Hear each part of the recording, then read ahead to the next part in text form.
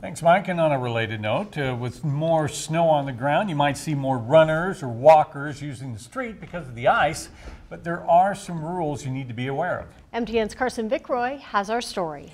Motorists should always yield to pedestrians, but runners and walkers also have a few laws that they need to follow.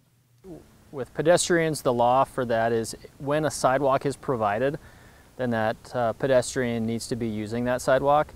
The law also says when practicable. It's up to the pedestrian to decide if it is practical or not to run or walk on the sidewalk.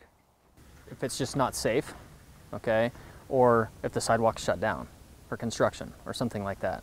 You know, it's just going to have to be some common sense in there in viewing whether that's practical or not.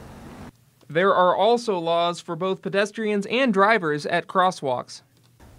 If there are signed marked crosswalks, or even at an intersection would indicate that that's a crosswalk, whether there's white lines there or not. That is considered a crosswalk. And if a pedestrian is in that crosswalk, then vehicles need to yield the right-of-way to that pedestrian. It's recommended that pedestrians run or walk against traffic and keep an eye on the road. Keep your head on a swivel. You know, understand that especially as you're coming up to an intersection, if it looks slick for you as a runner, imagine what it is for that car that's coming up to the same intersection. Don't assume they're going to stop, and be ready. Motorists always need to be cautious when passing a pedestrian on the side of the road.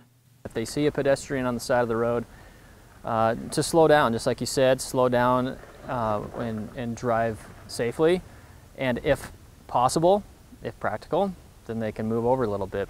In Bozeman, Carson Vickroy, MTN News.